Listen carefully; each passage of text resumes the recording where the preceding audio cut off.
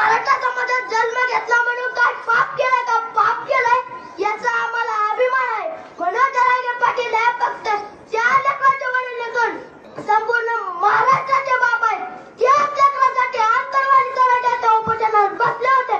आम्हाला आरक्षण मिळालंच पाहिजे, तो आमचा हक्क आहे. आपण जर कुत्र्याला दगड मारला तर कुत्रा बेहोश पळून जातो.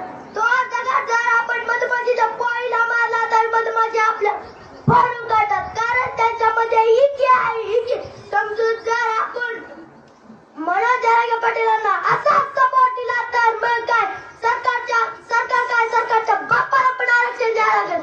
तुमचं आमचं नातं काय? जय जिजाऊ जय शिवराय.